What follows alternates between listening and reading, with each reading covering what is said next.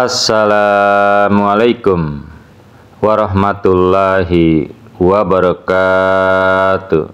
Jumpa lagi para pendengar Pelita Ilahi yang dianugerahi kasih sayang ilahi. Di hari yang berberkat ini, saya ingin menyampaikan berkenaan dengan Menara Putih, Minaratul Masih Qadian. Kabar kedatangan pembaharu yang dijanjikan di akhir zaman ini, Nabi Muhammad Shallallahu Alaihi Wasallam telah bersabda, dia, yaitu Imam Mahdi yang dijanjikan, akan turun di dekat Menara Putih sebelah timur Damaskus. Hadis riwayat Muslim. Para ahli hadis mengidentifikasi bahwa hadis yang berkaitan dengan kedatangan Nabi Isa alaihissalam yang kedua kali ini termasuk dalam kategori mukasifat atau penglihatan ilahi. Para ahli ilmu agama yang menyadari sifat alegoris dan metaforis dari penglihatan ilahi ini menyadari fakta bahwa penglihatan tersebut dimanifestasikan dengan cara yang unik dan mengejutkan. Oleh karena itu, Al-Masih yang dijanjikan, perwujudan Nabi Isa alaihissalam sebagai putra Maryam yang dinubuatkan pada tahun 1894, yaitu Al-Masih Maud atau salah seorang penerusnya akan berangkat ke Damaskus, terdapat di dalam buku Hamamatul Busro atau Rohani Hazain volume 7 halaman 225. Para pendengar Pelita Ilahi yang dianugerahi kasih sayang ilahi, oleh karena itu Hadrat Mirza Basiruddin Mahmud Ahmad Khalifatul Masih Tsani radhiyallahu anhu mengunjungi Damaskus selama lawatan beliau ke Eropa pada tahun 1924 dan kebetulan menginap di sebelah timur Menara Putih. Sekali lagi, untuk kedua kalinya dalam perjalanan ke Eropa, kali ini melalui udara, beliau tiba di Damaskus. Dengan demikian, nubuatan hadis tersebut terpenuhi. Dengan mempelajari sejarah untuk menemukan tanggal pembangunan menara di Qadian, kita dapat menemukan bahwa pada tahun 1900, Hadrat Masih Maud alaihissalam telah meminta pembangunan Menara Putih di Masjid Aqsa yang terletak tepat di sebelah timur Damaskus. Lebih lanjut, beliau alaihissalam menyatakan bahwa pembangunan menara ini sangat berkaitan dengan kebangkitan Islam. Pada satu kesempatan, Hadrat Masih Maud alaihissalam menggambar sketsa menara di selembar kertas dengan tangan beliau sendiri yang penuh berkat, dan menyatakan bahwa Allah Subhanahu wa Ta'ala telah memerintahkan beliau alaihissalam untuk membangun menara jenis ini. Terdapat hasrat dan keinginan khusus dalam diri umat Nabi Muhammad SAW juga untuk menyaksikan penggenapan nyata nubuatan Nabi Muhammad SAW. Sejarah Islam mengungkapkan bahwa umat Islam dengan menghabiskan ribuan dinar membangun sebuah menara di kota Damaskus, Suriah, tetapi mengalami berbagai bencana. Saat ini sebuah menara berdiri di dalam Masjid Umayyah, sementara menara lainnya berada di gedung timur kota kuno Damaskus. Para pendengar Pelita Ilahi yang dianugerahi kasih sayang ilahi, menceritakan pengalaman menarik mengenai Minaratul Masih, Menara Al-Masih. Hadrat Muslim Maud radhiyallahu anhu telah mengatakan, selama saya tinggal di Damaskus pada tahun 1924, saya bertanya kepada Maulvi Abdul Qadir Sahib Al-Maghrabi, seorang ulama terkemuka di daerah itu, tentang di mana letak menara tempat Nabi Isa alaihissalam akan turun. Beliau menjawab bahwa itu adalah menara Masjid Umayyah. Sementara Maulvi Sahib lainnya mengatakan bahwa menara yang ada di sekitar orang Kristen adalah menara itu. Namun, seorang Maulvi Sahib lainnya juga mengatakan bahwa Nabi Isa alaihissalam sendirilah yang akan membangun menara itu. Dengan kita menelaah mitos-mitos sejarah, kita menemukan konsep lain yang juga hadir dalam umat Nabi Muhammad Sallallahu Alaihi Wasallam yang menyatakan bahwa keberadaan menara putih secara fisik di kota Damaskus bukanlah suatu keharusan, melainkan hanya di sisi timur Damaskus. Terdapat dalam Iman Jalaluddin Al-Suyuti di dalam Syarah beliau Ibnu Majah. Para pendengar pelita ilahi yang dianugerahi kasih sayang ilahi, menilik kembali sejarah Jamaah Ahmadiyah pada tahun 1900, kita menemukan beberapa sahabat setia yang berasal dari daerah terpencil dan kurang mampu, berkontribusi pada berbagai perbendaharaan yang bertanggung jawab atas penyebaran daripada Islam, terlepas dari kondisi keuangan mereka yang terbatas. Dalam keadaan seperti itu, tampaknya mustahil untuk mengumpulkan dana guna membangun menara. Terlepas dari semua kondisi yang sulit, Hadrat Masih Maud wa Imam Mahdi alaihissalam menerima ilham ilahi dan menerbitkan pengumuman terperinci bagi para anggota Jamaah Ahmadiyah yang setia, yaitu pada tanggal 28 Mei 1900. Sesuai dengan hadis Nabi Muhammad Sallallahu Alaihi Wasallam, telah diusulkan pembangunan menara tinggi yang juga akan berfungsi sebagai tempat untuk mengumandangkan sholat. Sebuah lampu terang dengan jam besar akan dipasang di atasnya. Lebih lanjut, menara tersebut akan berfungsi sebagai representasi simbolis dari nubuatan tentang Al-Masih Muhammad Sallallahu Alaihi Wasallam. Dia akan menjadikan Islam menang atas semua agama lain, menandakan bahwa kebenaran Islam akan mencapai ketinggian yang sama dengan kemuliaan menara tersebut. Layaknya suara lantang yang menggema di seluruh penjuru, agama Islam akan menang atas semua agama lain.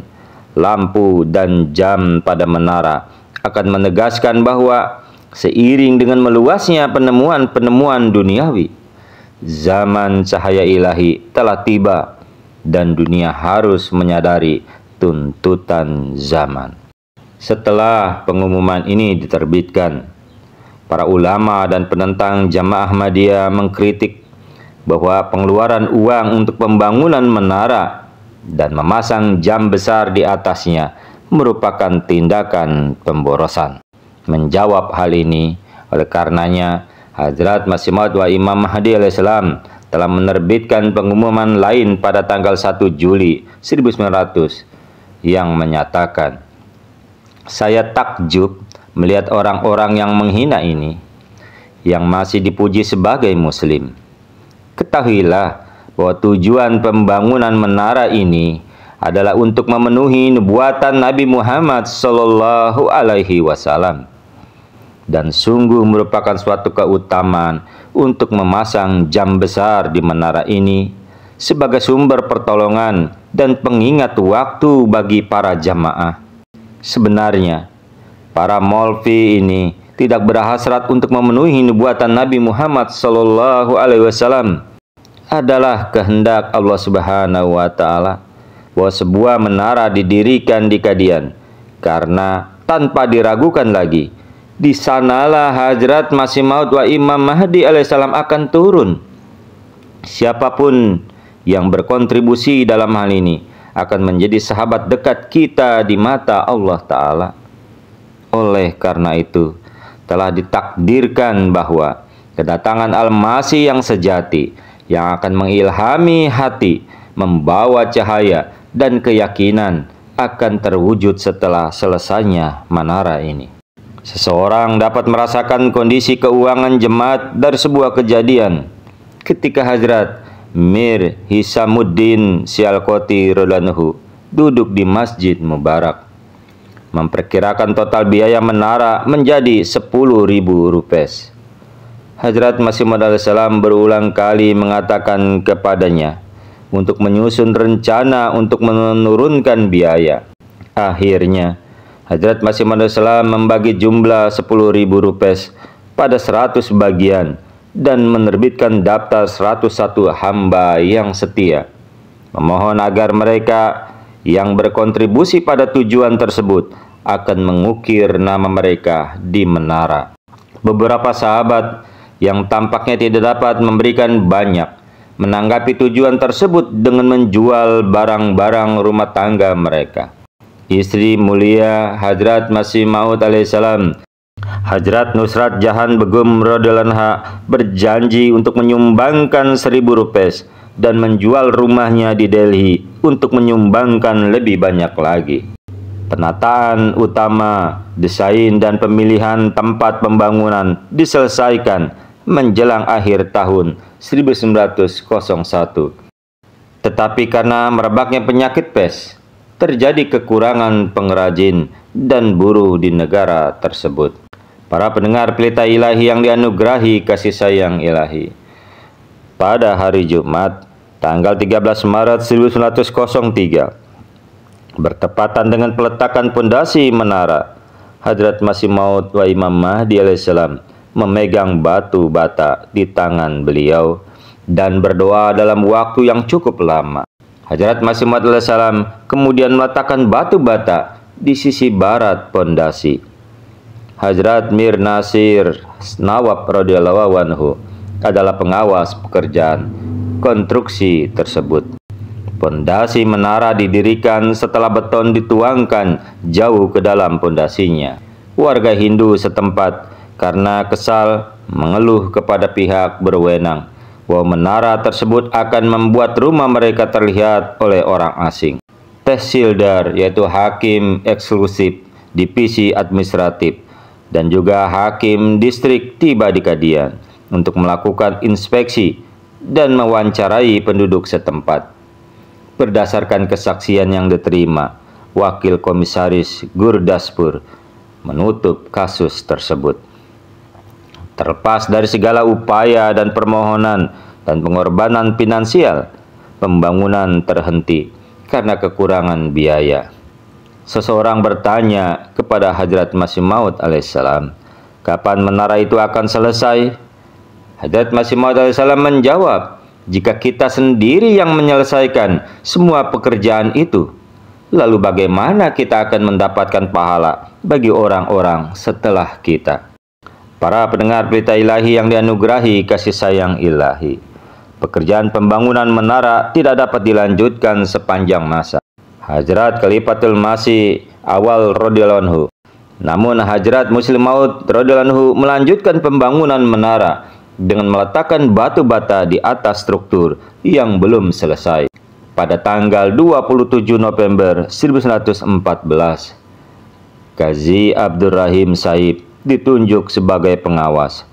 Marmer dengan kualitas terbaik diangkut dari Ajmer Sharif. Dengan ketinggian 105 kaki, pembangunan Miratul Masih selesai pada bulan Desember 1915. Jumlah anak tangga menara ini adalah 92 dan terdapat 211 nama sahabat yang terukir di atasnya. Menara ini telah mengalami lebih dari 1 abad pertentangan dan permusuhan hingga saat ini. Tetapi cahayanya terus bersinar di seluruh dunia.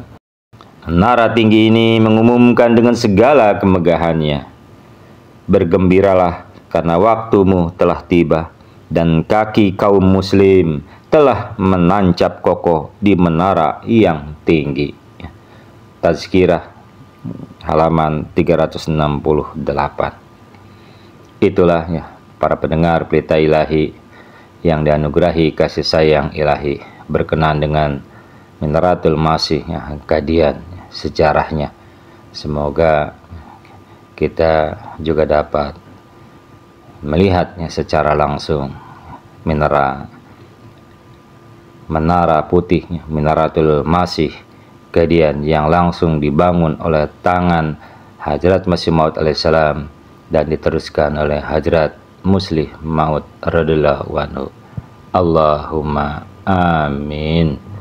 Assalamualaikum warahmatullahi wabarakatuh.